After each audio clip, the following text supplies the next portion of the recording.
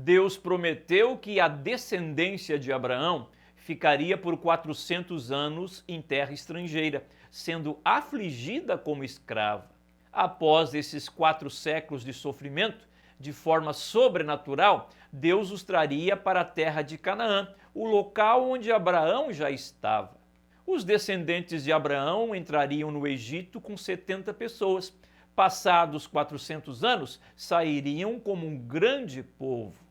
E assim foi, ficaram escravos dos egípcios e, cumprindo-se o tempo estabelecido por Deus, Moisés guia este povo em direção à terra de Canaã, a terra prometida por Deus. Do Egito até Canaã seria um teste que Deus aplicaria aos israelitas. Deus os conduziu ao deserto para aprenderem a depender totalmente dele e, ao mesmo tempo, provando os seus corações em seguir os mandamentos divinos. Esta caminhada, que durou 40 anos, revelou o que estava no coração dos israelitas. A escassez de tudo mostrou quem realmente tinha temor e confiança em Deus. A rebeldia, a ingratidão e a falta de temor a Deus fizeram com que quase toda a primeira geração não entrasse em Canaã.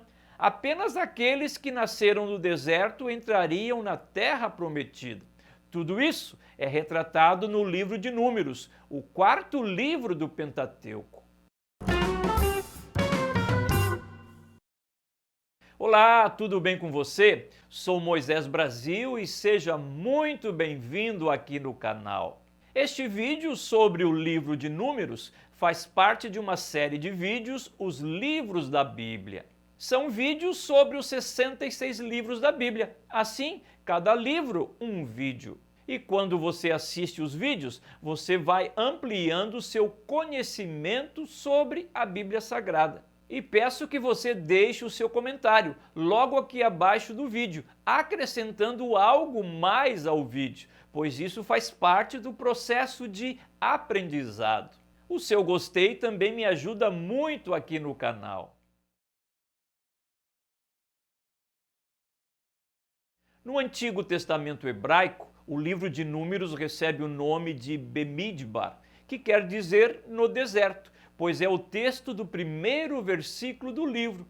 Falou mais o Senhor a Moisés no deserto do Sinai. E foi exatamente em meio a este deserto do Sinai, quase entrando em Canaã, que se deu os acontecimentos narrados no livro. Já no Antigo Testamento cristão, o nome é derivado do grego aritmoi, isto é, números. Pois no 2º versículo, Deus pede que Moisés e Arão façam uma contagem do povo. Façam um recenseamento de toda a comunidade de Israel, pelos seus clãs e famílias, alistando todos os homens um a um pelo nome.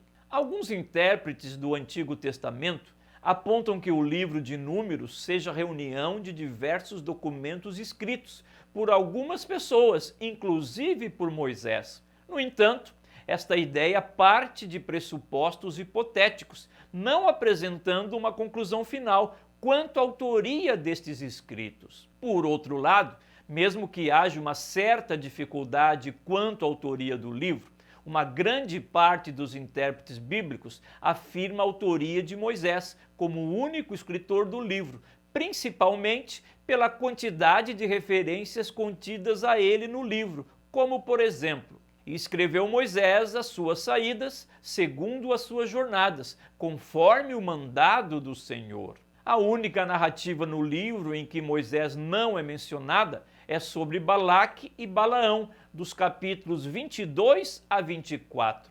Os que defendem a autoria de Moisés afirmam também que ele possa ter tido ajuda de outras pessoas na composição do livro. Assim como os demais livros do Pentateuco, não há uma data a ser definida para o livro de Números. Considerando que Moisés seja o seu autor, pode-se afirmar uma data da vida de Moisés bem próxima à sua morte.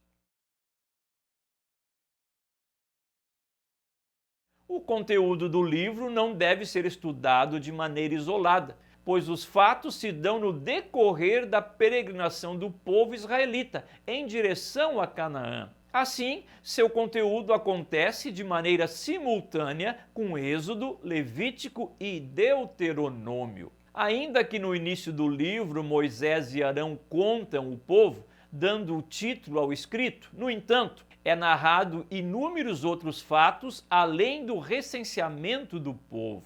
Estes outros fatos retratam uma geração incrédula que saiu do Egito e veio padecer no deserto. Desta primeira geração, somente Josué e Calebe entraram em Canaã, com uma segunda geração que nasceu no deserto. A primeira geração, embora testemunhasse milagres como as 10 pragas no Egito e a passagem do Mar Vermelho, contudo, ainda manteve um coração distante de Deus, manifestando rebeldia e ingratidão em diversas situações. Além disso, o livro apresenta um conteúdo bem diversificado com leis estabelecidas por Deus e relatos históricos, entre eles a contagem do povo, a organização das tribos no acampamento, a escolha dos filhos de Arão para o serviço no tabernáculo, os deveres dos levitas, questões acerca da lepra, questões sobre o adultério, a lei do nazireado,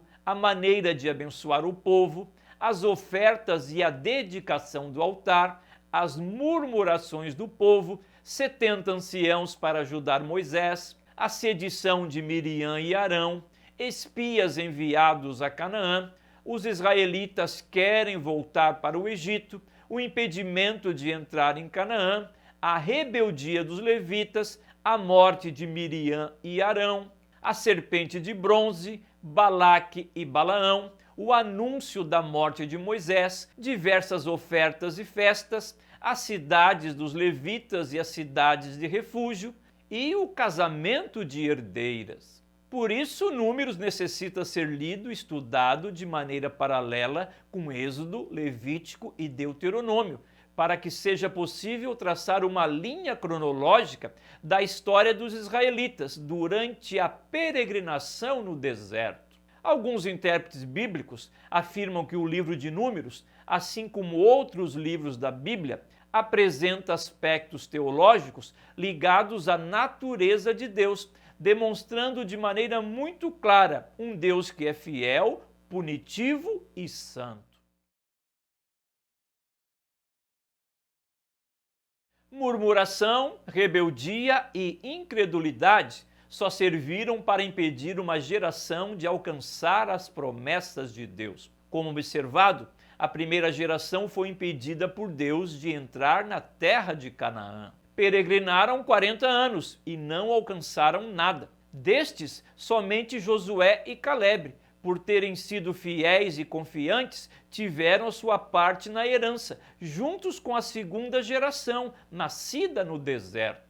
O que Deus prometeu tornou-se real, ou seja, um grande povo entrou na terra de Canaã. Nesse sentido, alguns afirmam que Canaã não é um retrato do céu, pois no céu não haverá inimigos a serem vencidos, mas é um símbolo da nossa vida em Cristo, enquanto estivermos nessa terra. Pois aqui, nossa Canaã, temos que lutar todos os dias e nos mantermos fiéis, gratos e confiantes em Deus. É aqui mesmo que temos os nossos gigantes a serem vencidos. Vivermos sem renunciar ao que Deus nos prometeu e continuarmos firmes, lutando e vencendo, com um coração grato a Deus por um dia ter nos tirado da escravidão do pecado. Muito obrigado por sua audiência, um abraço e até um próximo vídeo.